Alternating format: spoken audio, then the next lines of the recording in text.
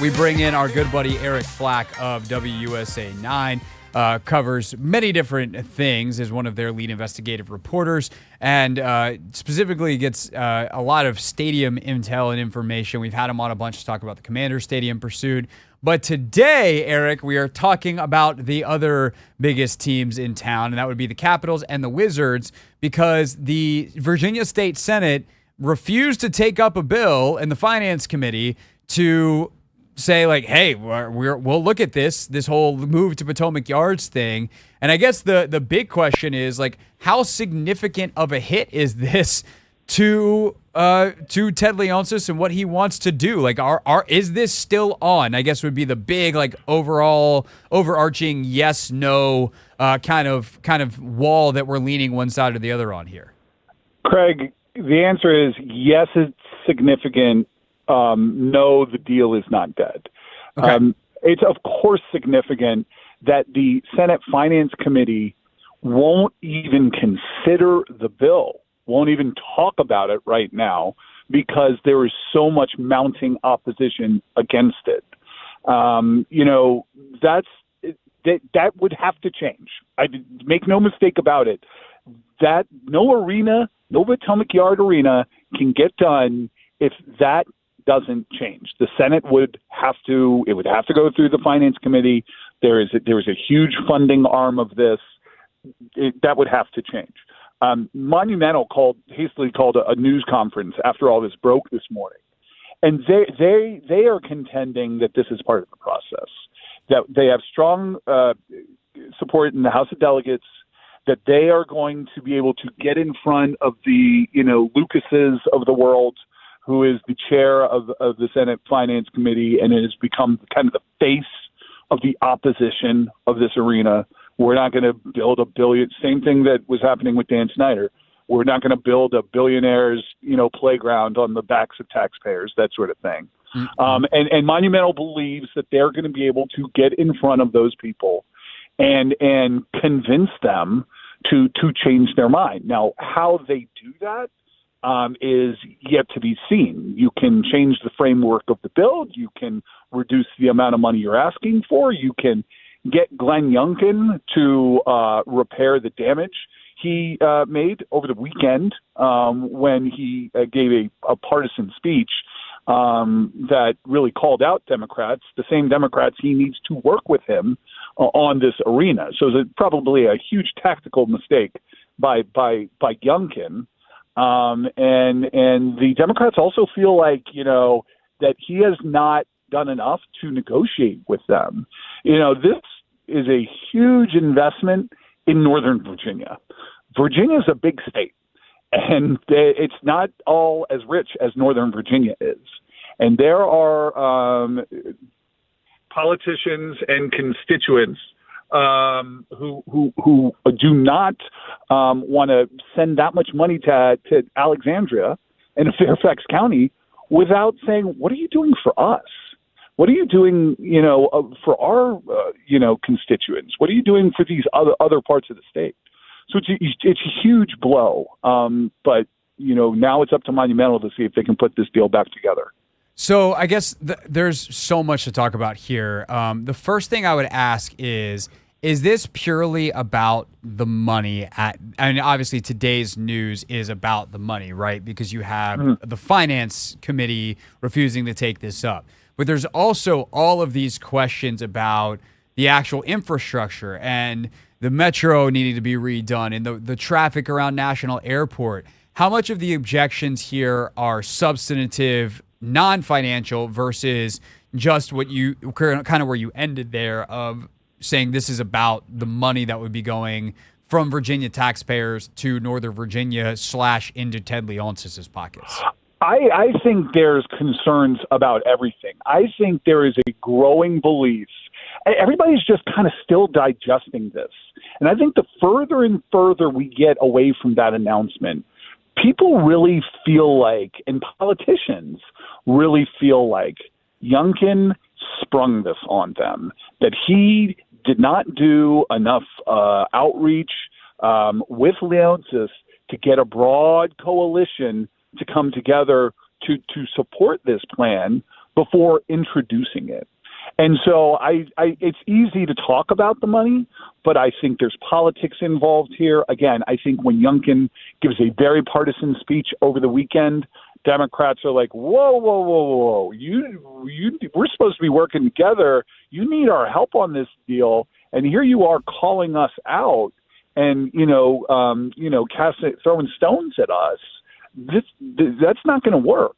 So then you get to fall back on the traffic, all the other issues. But does Senator Lucas from, Portsmouth or whatever care that there's going to be increased congestion in and around Alexandria and that the metro is all screwed up?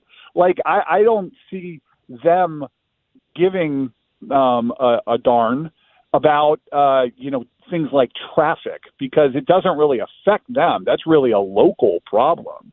I do think it's about, the fact that there has not been enough done to prove that this huge investment is going to help the entire state of Virginia. And the legislature represents the entire state of Virginia. It's not the Northern Virginia state legislature. It is the Virginia state legislature. And I think they thought that they would finally have a plan with an owner who wasn't as objectionable as Dan Snyder to bring professional sports to Northern Virginia. And I think they thought it was going to be a slam dunk, pun intended. And I think they're now finding out that they were wrong and that they miscalculated.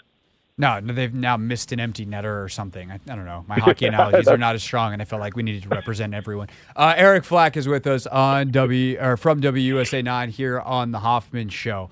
Because, Eric, the reason I ask that, too, is because, and I would highly recommend to folks, if they want even more on this, our time with Eric is going to be a little bit shorter probably because he's got to get back on television shortly after the top of the hour. But you did a great job earlier talking with Grant and Danny about some of the details. So I'm essentially trying to follow up on some of the thoughts that I had on that. So I'd recommend anyone checking the G&D podcast feed for some more details on this. But there's kind of two battles that are going on here, right? You have the money and then you have kind of the permission to do this. And it seems like Leonsis and Youngkin had this big event with the idea that they would have both.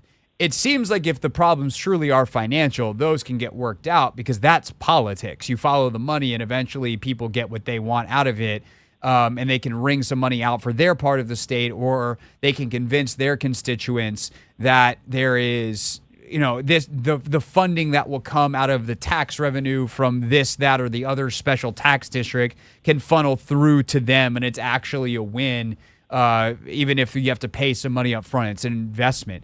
But some of these other things I feel like are more substantive hurdles. But it does sound like maybe the money is really that, and maybe some of the economists who have been screaming for years that stadiums actually aren't a good investment of public money are being listened to here. So where is the opposition coming from in terms of the arguments they're making, and how easy is it going to be to overcome that with just some more money for them? Well, I mean, I think that argument is always going to resonate, especially with taxpayers. And, you have a situation where Josh Harris, owner of the Commanders, obviously, who also owns the Philadelphia 76ers, is trying to build an arena in downtown Philadelphia. And he has made a pledge, no cost to Philly taxpayers. He has said, we are going to shoulder the burden for that. Now, we've asked him about a Commander stadium, and he said, we can't promise that here because football stadiums are much bigger than basketball arenas, but we're rich, basically, and we're going to try to shoulder the burden as much as we can. And I think when you get to a guy like Ted Leonsis, who's basically asking the state of Virginia to take out what is going to amount to a $2.8 billion loan when it all gets paid back, to give him a new arena, people are like, what? How is that right? How is that possible? So I think they kind of go hand in hand. I know what the question is. Like, is it really the fact that they haven't done enough to sweeten the pot for different parts of the state, or is it really about the money? But I think it's both. I think they've given these legislators, these lawmakers in the rest of the state, nothing to go back to their hometowns with. Like, hey, yes, they're building that up here, but you know what it means for you? It means your tolls are going to be lower. It means we're going to get that new bridge. It means we're going to, have a new hospital. So that, giving that to the lawmakers in different parts of the state helps them justify the money, helps them say, okay, yeah, we're doing this. And yeah, he is a billionaire. And yeah, we are taking out a huge loan for him. And yeah, he's going to win, but we're all going to win. And if they can't do a better job of justifying how this is a win for all of Virginia, other than we finally have pro sports, I think they're going to have a really tough time turning this around, especially in the Senate. Last thing for Eric Flack. Did they count their chickens before they hatched? Because you've also got Bowser writing the op-ed in the Washington Post and making legal threats. I know Monumental is saying, like, we've got lawyers too. We'll be able to fight this, but there is a tight timeline here. Like, they've got to get started if they want this thing done by 2028. Like, did Leonsis and, to an extent, Youngkin really make a mistake here in how they presented this, even if it ultimately winds up with them in Virginia? There is no doubt they miscalculated. There is no doubt that they did a poor job of organizing a broad coalition before going public with this. Nobody and no lawmaker hates anything more than making it look like they were in the dark, like they are not in the room where the decisions are being made, that things are going on above their head. So they absolutely did all of those things, because if they hadn't gotten ahead of themselves, they wouldn't be where they are today, which is one of the two bodies of the legislature they need to approve this deal, saying not on our watch. That's just a miscalculation. There's no other way to say it. And there's no other way to size it up. But the question now is, can they retroactively fix the mistakes of the recent past and put this deal back together? Because Monumental says there's no plan B. There's not even a plan A, because there's only one plan, and it's to move to Northern Virginia. They're not thinking about Capital One. They're not talking about, if it doesn't happen, well, we'll work with the mayor. That's not something that they are even considering, at least publicly. This is the only plan. So they got all their eggs in this basket, and they're going to have to figure out how to put some of these broken eggs back together. Yeah, my other question is why? Like, why did they? This is so embarrassing for them, and potentially like cataclysmic in terms of outcomes. Why did they get ahead of it when they could have just stayed quiet and actually gotten the work done before being like, "Hey guys, we got a thing"? But I guess that's part of the investigation ongoing. If there was other stuff happening, if there's investigating to be done, Eric Flack is going to be there to do it. You can watch him on WUSA 9. Eric, thank you so much for your time as always, sir, and we'll be watching you on television here shortly. Appreciate it, Greg. See you soon. Absolutely, buddy. Have a good one. That's Eric Flack with us here on The Hoffman Show. This is The Hoffman Show on the Team 980 and the Odyssey app.